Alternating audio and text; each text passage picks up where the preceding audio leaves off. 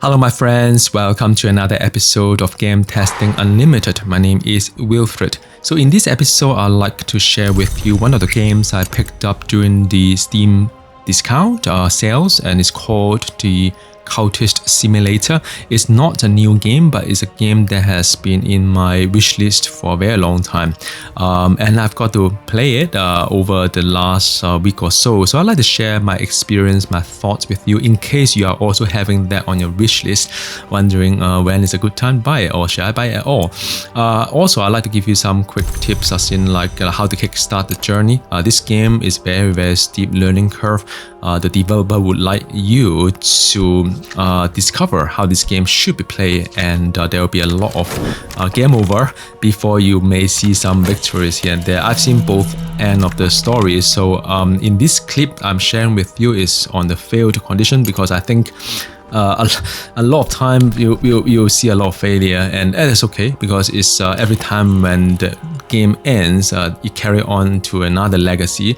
Sometimes depending on what options that you pick, you could carry on some of the progress into the next legacy. So it's pretty cool. So it's a lot of freedom there. What is Cultist Simulator? Maybe there's a bigger question there. I would say it is a card management game with a roguelike kind of theme to it, and it is about cultist, about the summoning the old gods and so on. I would say that this game is very interesting in the sense that there is a fine balance between work, the time, effort that you put into work because you need the money, versus the cult that you are trying to also focus on and build up. So there's a fine balance there. It's a balance between the various kind of like a mental status that you need to look after yourself. Some of them could be drag, some of them could be madness. So you have to balance between depression and madness, and not to get too inspired, but yet not to get too depressed. So it's a fine balance there. There's a balance between getting caught by the police versus try to go further with forming your own cult and doing your activity without getting the authority know about it. So there's also different kind of option when you form the history behind all the different cults, and which path would you be taking, for example. It's a lot of depth to this game, I would say, but bear in mind that, like I said, it's going to be a really kind of like investment. You need to put a lot of time investment in order to know more about playing this game.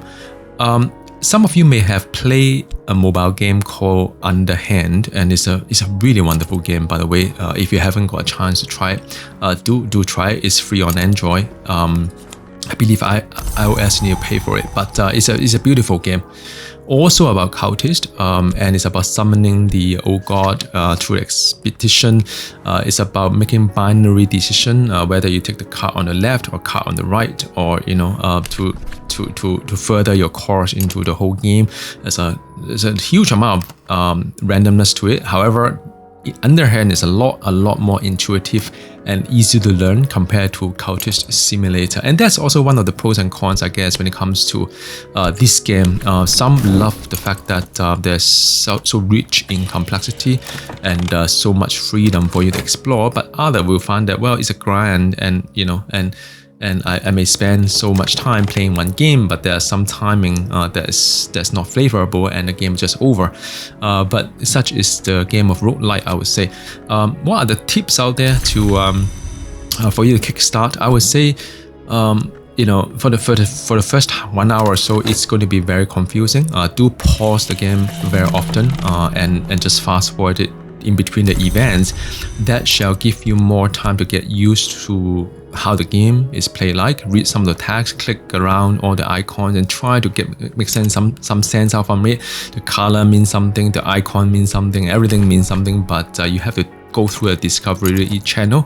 Also on the Steam store page, there is a quick reference guide as well, a beautifully written PDF I would strongly advise you to take a look at that as well, because read it through, you probably will have a better idea on what you need to do to perhaps lead to some victory, or even avoid the failure as well. So that is something I would advise you to.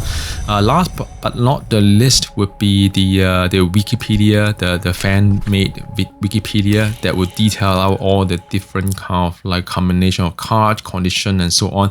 And it's if you got stuck, you can always go and refer to what's on the internet. But I would not advise you to read too much into it, because otherwise, you'll just keep reading the internet trying to find out what's the best action for it. I would just say that learn step by step and try to explore the game, and you always progress further as you know certain mechanic. So that would be my advice to you. Now, how does this game work? And I'm not trying to explain what I'm playing here, because I think that would be quite confusing if I'm going to jump into all this mechanic. But what you see on the board here are the cards that you can play, and the cards, some of them are permanent card, and some of them is a temporary with a countdown against it, and it could be a buff for you or a debuff. So there are many ways to combine the card to give you a certain desired outcome, I would say. In the beginning, you learn not to let certain debuff decay into a more harmful debuff, and then and counter that with some buff cards, should I say, and get rid of those debuff cards, and not to incur the kind of like a negative kind of permanent kind of effect onto you, even the game over as well. But as you play this game further down the road, you actually want to spawn some of these debuff cards so as to complete certain objectives. So it's kind of fun and in-depth there. So there are different kind of once you kind of learn the game, then you can master the game as well. So that's one part to it. I would just say that. And there are a couple of cards that are very important to this to any game that you play. You can see at the bottom there's a counter there. At the bottom there's a couple of icons. So the first one is the red icon. There is a heart. There's basically health. Sorry, there's a health. So this denotes how many health card that you have. You can use the health card to explore the street, or even do hard labor. Not to advise you do that. You can use the heart to go and go and dream and so on. So there are many things you can do with a heart card, but heart cards also have fatigue to it, so you should have a feel that you can juggle around. Next to it is the passion, which is the eyes closed, kind of like a dark gray-ish kind of icon. And passion can be used for many things as well. Passion can work, can give you painting. Passion can dream about as well, and study and so on. So there are different parts to it. Passion can be used for other things as well. Sometimes in order to accomplish certain tasks, you need to have passion. And next to it is reason. Reason is yet another very important card that you may use, especially for this particular game. I'm playing as a detective. I need to apply reason when it comes to investigating any cases and so on. So that is basically the main card that you have. Now, I'm not going to go through all the cards, but what you see here on the board, the very interesting thing that you see, like a button on the top, and then there's another row of button in the middle, would be the action or the verb. They call it verb is an action. So the top one with the hand icon, there's a hand blue icon there, is called the verb is called work. So there's you work, and you could there are many things you could work. You can work on your primary kind of a career that's being given to you, if there is one. You could work as a clerk as well and get promotion along the way. So that's where the source of income is, and the funds will accumulate in time. And then looking down below, you see an hourglass red in color. Those are it basically is a timer that every minute or so they will take away one fun card from the board, and if you run out of fun, then you will start to starve, and when you start to starve, you get sick, and then you just die and the game will get over. Next to it is dream. The verb is dream, so it's like many things you can dream. You can dream about things that you explore, things that you see, some kind of like history. You can dream about it as well. They yield different kind of result. And next to it with the bright yellow light bulb is called study, and study is important. You study the history book, study some classified files, and your study will yield some kind of temporary buff as well sometimes, and it's good to know what study will bring to what. There are some other icons that are temporary as well. I'm not going to go through all of them, but next to it is there's a purple one. It's called explore. So you can explore the street. You can explore with your own self using health, or you can explore with your follower from your cult as well. So that is good. And then after that, next to it is talk. So you can talk to various kind of like character. A character is a card as well.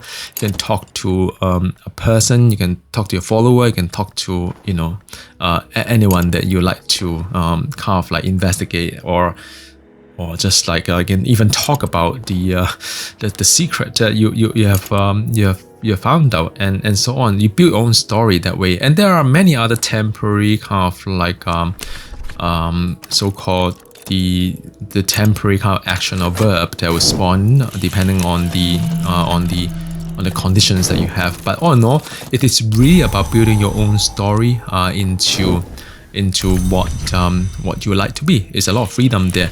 Now, having said that, I mean, look at the board itself. It's pretty messy because in real life, I'm kind of messy as well. But some people may want to arrange it the way that's more artistic, and that's cool. And I guess that's also one of the criticism in the game by some of the reviewers you see on Steam, saying that there's some kind of like stacking kind of issue. I get it. Right now, sometimes it may come upon a scenario whereby the card will stack on top of each other when I just retrieve like 6 or 7 cards from one action, and that may kind of like a bit annoying because I won't be able to remember what card's been stacked onto, because the animation comes really fast as well. But I don't really get affected too much of it, but I think some people who have played the earlier version may found that this is pretty annoying. So yeah, and so far, I mean, some of the UI also can be quite difficult to use. Like if I dream and suddenly there's a big kind of window on top of the board, and I wouldn't know what to do. But basically you need to move the card manually, like move the card manually into the board so as to close a window. So there are some of the mechanic you have to learn by it. I would say this game is very intelligent. There's a lot history that you can discover, and kind of level up your cult, I would say. And it's done by only 2 person. So that is a really good effort, I would say. But my only kind of like warning to any one of you who may want to kind of like invest time in learning this game is that you have got to spend a lot of time kind of learning how to play this game. It's not at all intuitive, I would say. There are some kind of like hints or tips here and there, but it's not at all obvious that what would go along with what, and sometimes it's just not too intuitive. And that would be my only kind of like criticism with the game itself. But seems like a fun game. If you like kind of card game, kind of like build your own story, cultist in nature, then yeah, I mean, I think this game is for you. So do let me know in the comments box below what you think about the game, especially if you are already playing this, and what kind of tips you may like to share with my viewers. And if you have got any question, happy to answer that as well. Alright, good luck. Bye bye.